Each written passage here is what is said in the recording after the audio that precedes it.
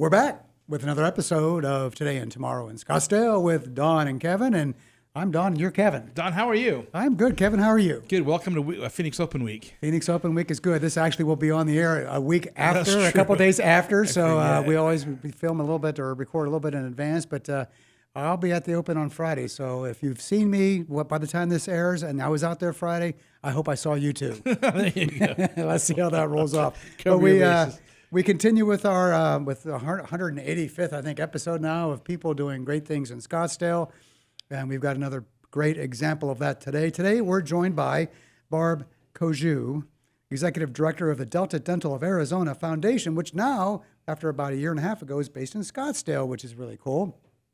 So today, we're going to talk with Barb about how the foundation is expanding access to oral health care across Arizona and why oral health is essential to the overall well-being of any kind of community. It's about community impact, community partnership, and the power of investing in healthier futures. Yeah. Pretty cool, huh? Absolutely. Barb, tell us a little bit about your background before we start getting into the foundation.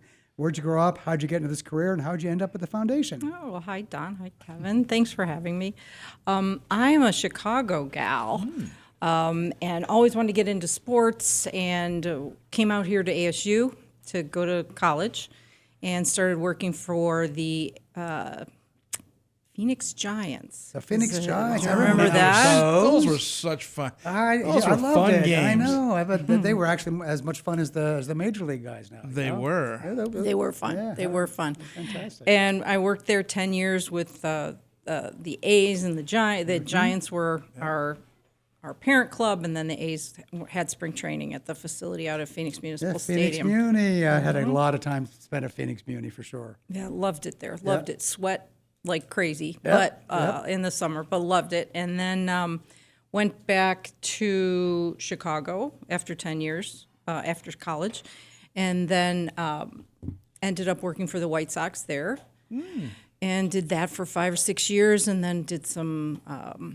marketing and promotional work, and then got a call from the Coyotes, came back here to the Coyotes, and I was always kind of flip-flopping between nonprofit for the Coyotes and for the White Sox. I was working in PR and in their charity work, so I was getting a lot of experience in both. And then actually, after working here for the Phoenix Giants, went to work at Phoenix Memorial Hospital. Oh, yeah. The old Dream Game, if you remember. It was Oh, kind of yeah. a big event Back back when in Reg the day. Ballantyne was the CEO. Yes, he was. Reg and I are friends, for sure. You Yeah. bet. Yep.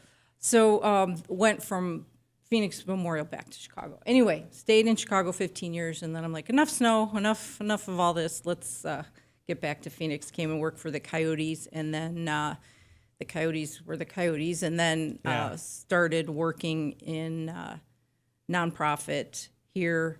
Met Sandy Perez, and she hired me at Delta Dental and started doing grants and sponsorships. And then Sandy left, and so now I have the honor and pleasure of giving money and investing in our community for Delta Dental. So full disclosure, Kevin, I was on the Delta Dental Foundation board for about 10 years. Why does that not surprise me? I know, right? And left just before Barb arrived. So Sandy just was missed still, each yeah, other. we just kind of missed each other back in that Almost. day. So that was pretty Two close, ships yeah. passing in the night. Two ships passing in the night, for sure. What boards haven't you served on? Is there a I board? don't know. There's probably it's probably a fairly long list somewhere, man. Your community service resume is really long. I can't even remember all the boards I've served. I need to do a list someday. But Yeah. Delta Dental actually was one of my favorite because of the good work that it does. Yeah. Barb, describe a little bit the foundation, its mission, what the community needs that it works to address. Well, our mission is to create a path to better health and wellness. So it's kind of a whole body. It's not dental care helps your whole body, not just everyone's overall health. And we want children to understand they need to take care of their teeth. It makes them a healthier person. It helps them in school. So we focus on 3 areas in our giving and to make an impact. One is education, and the other's a medical dental integration, which goes back to this overall health and wellness part of it. So in our education, just for last year, we invested in getting programs in schools where children are getting fluoride varnish treatments in underserved schools. So Title I schools going in, we're funding programs that are going in and doing this for children, giving them smile bags, which a smile bag is a toothbrush, a toothpaste, and a education card and some floss, teaching them how to use that properly. When you change your toothbrushes, you need to go to the dentist twice a year, those kind of things, kind of good reminders for everybody. And then last year, we did 55,000 of those screenings. Children were screened last year, a lot of them. Another educational program is our Smile Bag program. These Smile Bags I just explained, nonprofits can request them. We sent out 154,000 of them last year. When you request those smile bags, you have to provide oral health education with them. So teachers, we have a program with Arizona PBS. They go out into the community, give the smile bags, do the education, to teach teachers how to do programs. We have a website called healthysmilelearning.org where parents or teachers can go on and get educational materials for their class, give out the smile bags. So that education's being done. We also have it's February, it's Children's Dental Health Month. Every year for the last 18 years, we've partnered with the Children's Museum, and 24,000 people go through that museum. It's one of their busiest months in February, and they get smile bags and all the little stories that they read the kids, the crafts, everything's oral health related. So we do a lot in our community with education. Yeah, that's really important. Kevin, do you floss? I have a water pick. Got a water pick? Yeah, All right. is that I'm just that's checking on you, flossing, man. right? Checking on you. We got to be But, good role well, models here. I own one. What does your dentist say about your flossing? I haven't seen my dentist since I got it. He recommended I get it, and I haven't been to the dentist since I got it. So I need to start using it before I go back, I guess. I'm going to check in a future meeting and ask if you're flossing. Do you yet. floss? So I floss. Are you a big flosser? I imagine you'd be a flosser. I'm like 5 days a week flossing. Are you really? Yeah, I'm a good flosser. Weekends when I come back after a long night out, I may not floss, but you know, I'm generally pretty good with that. That's very good. But you're predominantly a flosser. 10 years on Delta Dental Foundation board. If I don't floss, better. then man, Yeah. come on, buddy. You know, You've heard You the gotta be horror with it. stories if you don't floss, right? Exactly right. You know, what's amazing, I saw a stat somewhere since 2010, the foundation's donated like $20 million. We're up to 22 now, $22 counting million. last year, yeah. So how does that all happen? Where's the money come from? How do you decide? Take us through the process of how that all works. So the majority of our funding comes from Delta Dental. Delta Dental is a nonprofit organization. It's a 501c4. The Delta Dental of Arizona Foundation is a 501c3, a regular nonprofit. People can donate money to us. We do have our people that donate tax credits to us every year. Our employees are big supporters of what we do, and we distribute funds in primarily three different ways. One is an annual grant cycle, starts in September, checks just went out in January, and then those programs run for a full calendar year. That's one way. We do over $800,000 a year in grants. And that's all throughout the whole state. So we solicit nonprofits in Tucson and Flagstaff and Yuma and all across the state to ask us for funding for programs that promote this education or medical dental integration. The other way is through our projects. We have a projects that we do we have a lot right now in medical dental integration. We have a very large program with U of A Medical School, Phoenix. And they have integrated oral health education into the curriculum for these physicians, medical students. And when they graduate, they will have, I just had an update yesterday, about 60 hours of oral health curriculum through their whole school, through their whole years and training, and we're thrilled because before they had zero. And that's based on the money that you provide to make that happen, right? Right. They were able to change the curriculum and focus on that whole body health. Mm-hmm. We have other large programs with Phoenix Children's Hospital. We have an oral health educator in there that is an assistant to is available to clinicians who need help with maybe some of the patients are having side effects from chemo in their mouth. things like that. She helps them. She trains the nurses and clinical staff on how to get the patients to brush their teeth twice a day, how to brush their teeth, things like that to look for. Another big project, Banner Hope at Banner University Medical Center on McDowell. They started a program a few years ago where their geriatric population, which is 2 floors at that hospital, were getting twice a day. They called them oral health protocols. So basically, they were made to brush their teeth every morning, every night. And the healthcare system that is over Banner Hospital came and saw the results of that, and they increased the shorter times patients were staying in the hospital and how quickly patients were recovering. They decided we're doing this in all 18 of our hospitals. And so now 300,000 patients a year are making sure their teeth are getting brushed every morning, every night while they're in the hospital. Yeah, that's a big number. That's a big number. That's and a lot of people, man. 18 hospitals, 20 That's big too, yeah. sure, absolutely. So overall, dental care and oral health does contribute to overall wellness. Definitely. My wife always tells me that. And I'm like, how do you know that? And so it's true. Very true. One thing I can tell you is, like, say you have a cold. Yeah. Your body is focused on eliminating either the bacteria or the virus, whatever that is in your body. And it's also eliminating the bacteria in your mouth and anywhere else that you have bacteria. So if you help your body by eliminating bacteria in your mouth, it can work harder to make you healthier. More efficient. Mm-hmm. Wow. Tell your wife she's right. I will. Just remember, you've got bacteria in your mouth that needs to get cleaned. Get out of there. If you think about it that way, Well, I do brush twice a day. Is that good? better than That's normal? good. That's It's what the better than ADA recommends. Yes. better than one. Maybe you might put a third one in there at some point, pal. If somebody gives you a little hint that maybe you need to do a third one sometime. Well, the thing is, I'm from home now, so when I used to go to the office every day, it was pretty easy to brush your teeth. I still brush my teeth twice a day, but maybe a little later in the day. Kevin's turning out to be a model dental patient. That's awesome. Yeah, I'm really impressed with the water pick too. When you're a work from home guy, we joke around like, my goal is to try to brush my teeth before 10 o'clock. yeah, that's a tough one. Let's assume you get up by then.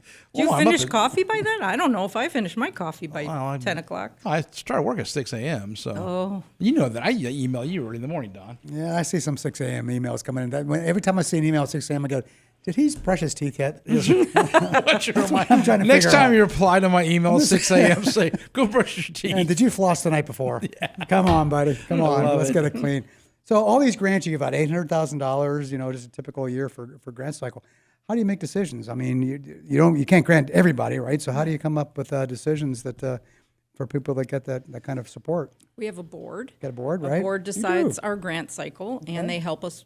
They also decide the projects, and we have 7 board members, and all throughout the community, we have two dentists from Tucson are on our board. We have the president of the Coconino Community College up in Flagstaff is on our board, and then we have some oral health or public health people. We have, do you know Monica Villalobos? Yeah, from the West Valley. From Hispanic Chamber, Hispanic right? Chamber. Yeah, right. She's on our board. Yep. She is a spitfire. We love Yeah, having her she on our is. board. And Yeah. Jessica Yano, who is the CEO of the Alliance for Community Health Centers, Arizona Alliance. Fantastic, Yep. yeah. So can you share a moment that really captures sort of the impact of the work that the foundation does? The one that stands out, maybe a little emotional, maybe not, just something that really says, wow, this is really working and it got so much value in this community. I have a couple. I've seen a lot of where the need is and how we can help. But one story that the oral health educator, Catherine Martinez from Phoenix Children's Hospital tells that always kind of makes me stop for a second. She was helping a patient who had chemotherapy and sores in his mouth, and he couldn't swallow, he couldn't eat, and his mouth was he was drooling because it even hurt to swallow. So the physician came to her, can you help this patient? And this was early when she started with them. And she worked with him for 4 days, and by the end of the 4 days, he could swallow, he could eat again, and the child came to her and hugged her and said, "Thank you so much. I can eat again. I can swallow again." And she gets very emotional, and I picture her, and I picture the work that she's doing, knowing if she weren't there, the physician didn't know how to handle that. He didn't know what to do to make this easier. It would have it could have taken weeks, but Catherine was there to help. And now... So it was a pediatric cancer patient? At Phoenix Children's Hospital, yes. Oh, you said, yeah. Yeah. Okay. Chemotherapy, you get sores in your mouth and it affects your dental? I never knew that. It hurts. You can't, all kinds of sores in your mouth from that. I remember Certain chemotherapy treatments will do that. my grandson has some of that when he was going through that. Did he? Yeah, sort of. It wasn't to that point where it was that bad where he couldn't eat. And you're helpless. Yeah, you can't do anything about it because you still got to keep the chemo going, right? If No, I guess he had brain cancer, so. No, he had bone cancer. Oh, he had bone cancer. Yeah, it wasn't his brain. It was just through his bone structure, basically. Yeah. So. Where he got chemo? Was that whole body type chemo, Yeah, or was it focused? Yeah, pretty much whole body. I just remember that he ended up with some mouth problems Oh, that's too bad. that occurred from that. poor Not to the severity that you're talking about, but that's a heck of a story. I can see you having a little bit emotional talking through that. So I can totally see why. That's the kind of thing that keeps the passion behind the cause, right? Well, and even the everyday stuff where I'll go to an event where they're doing screenings in fluoride varnish and little kids are running around getting in, and they get a smile bag and they look at you and they say, "I don't have to share with my brother anymore." And you're like, "Oh, you're sharing a toothbrush with somebody? Oh, here, take another one. Take some more. Take Please, some toothpaste." take a couple. Yeah.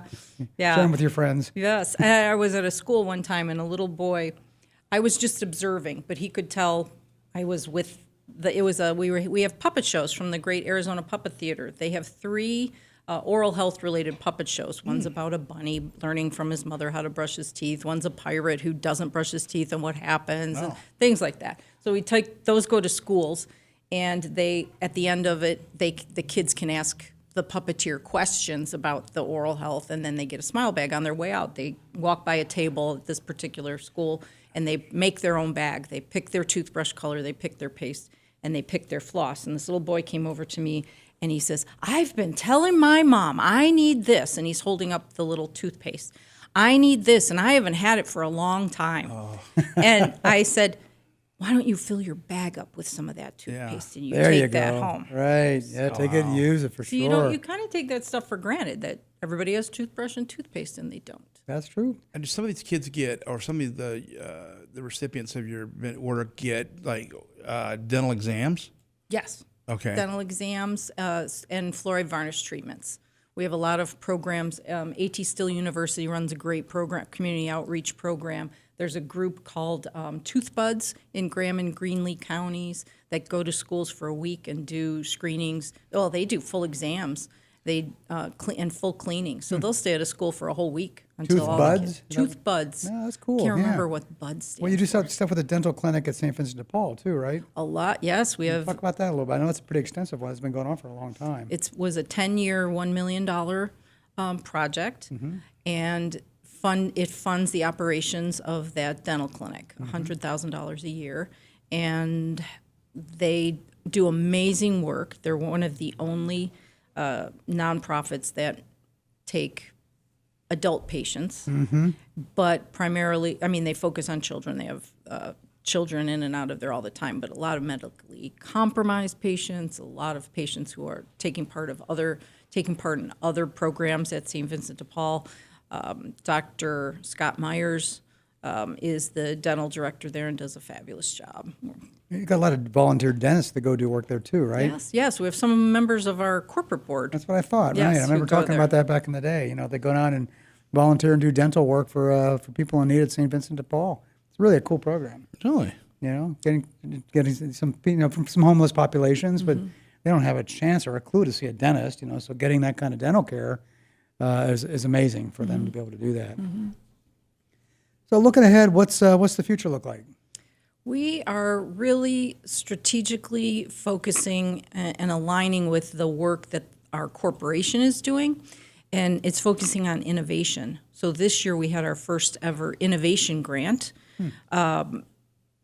it went to Banner University Dementia Clinic, and they will be training dentists how to work with dementia patients in their chair. So that's a unique. It's a virtual program. We'll be starting it in another month or two, trying to get dentists to come in and participate in a 12-week. It's once a week or an hour a week for 12 weeks. And dentists from across the country bring patient stories in, and they discuss how to deal with them. And then there's specific training on if someone is unruly, if someone won't cooperate, rather than using sedation for a patient like that, what to do instead. It's better for the patient to not do that. It might take a few trips there to get them to cooperate, but Sure. Stuff you don't think about, and how you deal with patients like that, and all the stuff that's very real stuff, day in, day out that I you can't didn't- tell you you how never many really times think about. how we get a guest come here and say something that made me think about, I never even thought about that before. Right. Yeah. So that's got to be a really highly skilled thing to have, right? well, those physicians that will be training us are very, very. I love talking to them because the work that they do is really important. It is a specific population that they're worried about, but do you know how many people have dementia in your world? I mean, everybody knows somebody, right? For the most part. So as our population ages, that this is more of an issue, and we want to be able to help dentists take care of those patients. You talk about the population aging. What's your thoughts, your feelings, your strategies to dealing with the seniors out there in the world, of which the baby boom generation's now flooding that demographic with a lot more seniors, and that's just continuing. How does that fit into your plans? That's a little bit more on the other side of the house, where we Delta Dental offers dental plans that, because mostly Delta Dental is purchased through companies, and then employees receive those benefits. But a few years ago, and it's probably more than a few years ago now, maybe 7 years ago, started offering individual plans that individuals can purchase. So they're very reasonable, and on our website it explains. So we have that going on the other side of the house. As far as the foundation and underserved communities, we do work with organizations that work with senior veterans, because veterans don't receive any benefits. And then many of our other programs work. A.T. Still University had a program. They go into nursing homes and do general screenings, cleanings, and referrals. So it's a big population out here. It sounds that way for sure. So how can individuals or organizations get involved and support the work that you're doing? DeltaDentalAZ.com is our There you go. website. Okay. And there's a button on there for the foundation. You can find out all the different programs that we're supporting and how to make a donation. And we are a QCO tax credit organization. So you can get works your, too. Yeah. through April 15th, you can get your 2025 tax credit. There you go. Yep. Bringing back good memories for all the good work that the foundation does. It's Yeah. Another example of groups like this, Kevin, that are doing wonderful work in our community. Absolutely. And real quick, just before we go, can you name some Scottsdale organizations that you specifically work with, and maybe talk about the benefit that they're receiving? Primarily schools in South Scottsdale Like are more of our demographic. Coronado and getting screenings and varnishes in those schools. And I know we also do, which I haven't mentioned yet, is we also fund food insecurity programs. Oh, okay. Because that's also part of the overall health and wellness. So there's a lot of programs in Scottsdale, and of Vista course del none of them Camino, are. maybe, or You know what I'm ahead right now. Yeah. That we are funding food banks that offer programs. NOAA is a was gonna community say, health center. yeah. Yep. Neighborhood group, right? Yeah. Actually, we're supporting NOAA. Their health fair is in a few weeks, and I'll be out there at the booth teaching kids how to floss and things good. like that. Oh, great. So, yeah. All right. That's fabulous. Well, you do a lot of good work, and for me, it's a stroll down memory lane. Remember all the good work the foundation Yeah. does, and the fact that it's still going strong just is a good testament, one, for the commitment for the board, but also for the company. I have and to supporting thank it. our board Yeah. to really be committed to this strategy of helping our communities, and the work our board does and the corporate board and our executive team that is so dedicated to it. I'm very lucky. You know, I wish more corporations would do the community outreach to the level that Delta Dental does. That would make, a rising tide for everybody, making our communities healthier and better places to live, lifestyle, all that kind of stuff goes into the equation. So Yeah. it's just really cool to see what you guys are doing. So thank you for all the work you're doing. And Kevin, another great conversation today. Absolutely, Don. We have such a long list of great organizations who work in Scottsdale. By the time that we start to approach a good number of them, you and I will be. We won't need to floss anymore. We'll be beyond flossing. Yeah, we will be. The teeth will be over by then. The point is, we've got enough to keep going forever. Yeah, we do. Which is fantastic. Barb, great conversation. Thanks for sharing your story with us, getting to know you a little bit better, and all the work the foundation is doing. Really appreciate it. Thanks, Don. Thanks, Kevin. And thanks to all of you for listening. We'll be back again next week for another episode of Today and Tomorrow in Scottsdale.